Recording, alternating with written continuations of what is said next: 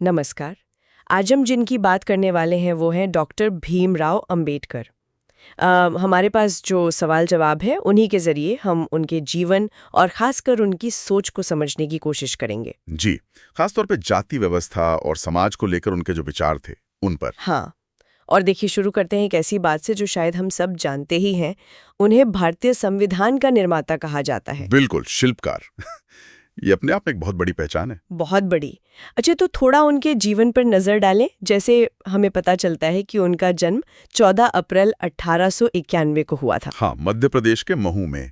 और वो महार जाति से थे, जिसे उस समय मतलब दलित समझा जाता था। और उनका निधन फिर 1956 में दिल्ली में हुआ। जी, और ये जो उनकी पृष्ठभूमि है, उनका महार जाति से होना, ये जानना बहुत ज़रूरी है। क्यों, मतलब ये क्यों इतना अहम है? देखिए, यही वो संदर्भ है जिसने उनके विचारों को, खासकर जाति व्यवस्था पर जो उनकी तीखी आलोचना है, उसको आकार दिया। इसे समझे बना उनकी सोच को पूरी तरह पकड़ना मुश्किल है। सही कहा, बिल्कुल। और इसी से जुड़ा एक कह सकते हैं चौंकाने वाला विचार सामने आता है। डॉक्टर अंबेडकर ने भारत में बेरोजगारी का मुख्य कारण जाति प्रथा को माना। हाँ, ये सुनने में शायद आज भी कई लोगों को अजीब लगे, पर उनका तर्क बहुत साफ था। क्या तर्क था उनका? उनका मानना था कि जाति तय कर देती है कि आप क्या काम करेंगे, जन्म से ही। अच्छा। आपकी रुचि क्या है, आपकी काबिलियत क्या है, इससे कोई मतलब नहीं। सोचिए, जीवन भर के लिए एक ही पेशे में बंध जाना। मतलब कोई चुनाव नहीं? कोई चुनाव नहीं। और ये सिर्फ सामाजिक अन्याय नहीं था। अंबेडकर ने इसे एक आर्थिक समस्या के तौर पर भी देखा, बहुत गहरी आर्थिक समस्या। आर्थिक समस्या कैसे? उन्होंने कहा, ठीक है, मान लीजिए ये श्रम विभाजन है, काम का बंटवारा है, लेकिन क्या ये स्वाभाविक है? नहीं। क्यों नहीं? क्योंकि ये इंसान की अपनी पसंद, उसकी रुचि पर आधारित नहीं है। ये तो बस थोपा हुआ है। जन्म के आधार पर लोगों को अलग अलग डब्बों में बंद कर दिया गया। इससे होता क्या है? हुनर दबता है। लोग वो काम नहीं कर पाते जिसमें वो शायद ज्यादा अच्छे हों। तो अर्थव्यवस्था को तो नुकसान हुआ ना। सही कहा। मतलब उन्होंने माना कि आधुनिक समाज में श्रम विभाजन जरूरी है, काम के बेहतर होने के लिए। जी हाँ, कुशलता के लिए जरूरी है। लेकिन जाति प्रथा वाला जो विभाजन है वो तो कुशलता में मदद नहीं करता। वो तो चुनने ही नहीं देता। बिल्कुल। वो तो एक तरह से कुशलता में रुकावट डालता है, क्योंकि आपको वो काम करना पड़ रहा है जिसमें शायद आपकी न रुचि है, न वैसी क्षमता। और उनके लेखन में भी ये बात साफ दिखती है। हाँ, बहुत साफ। आप देखिए उनका वो मशहूर भाषण एनिहिलेशन ऑफ कास्ट। हाँ, सुना उसके बारे में। उसका हिंदी अनुवाद ललई सिंह यादव ने किया था।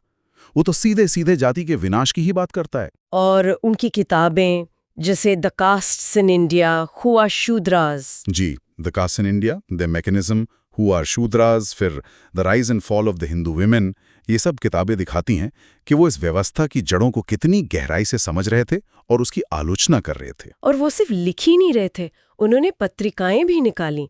मूक नायक और बहिष्कृत भारत जैसे नाम सामने आते हैं। हाँ, मतलब वो सिर्फ विश्लेषण नहीं कर रहे थे, बल्कि वो आवाज उठा रहे थे, लोगों को जगा रहे थे, बदलाव की कोशिश कर रहे थे। ये जानना भी बड़ा दिलचस्प है कि उनका सारा लेखन, उनका वाङ्मय हिंदी में 21 खंडों में छपा है। जी, बहुत विशाल काम है।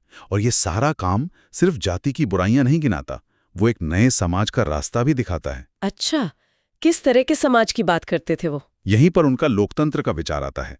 उनके लिए लोकतंत्र सिर्फ सरकार चुनना नहीं था। तो क्या था? उनके लिए लोकतंत्र था एक साथ जीने का तरीका, समाज के अनुभवों को आपस में बांटना, मिलजुल कर रहना।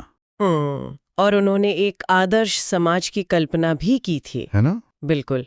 एक ऐसा समाज जिसकी नींव 3 बातों पे टिकी हो: स्वतंत्रता, समता यानी बराबरी, और भ्रातृत्व यानी भाईचारा। स्वतंत्रता, समता, भ्रातृत्व। हाँ, और भाईचारे पर उनका खास जोर था।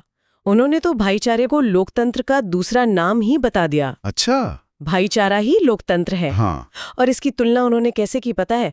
दूध और पानी के मिश्रण से। दूध और पानी? हाँ, मतलब मतलब जैसे दूध और पानी मिलकर एक हो जाते हैं, उन्हें अलग नहीं किया जा सकता। राइट। वैसे ही समाज में भाईचारा होना चाहिए, अभिन्न, सब एक। ये बहुत सुंदर उपमा है। जी, और जाहिर है उनके इन विचारों पर बुद्ध, कबीर, ज्योतिबा फूले जैसे महान विचारकों और समाज सुधारकों का गहरा असर था। हाँ, जिन्होंने हमेशा बराबरी और इंसानियत की बात की। बिल्कुल। तो कुल मिलाकर हमने आज डॉक्टर अंबेडकर के विचारों की एक झलक देखी, कैसे उन्होंने जाति को एक बड़ी रुकावट माना, न सिर्फ सामाजिक बल्कि आर्थिक तौर पर भी। हाँ, और व्यक्ति के विकास में भी।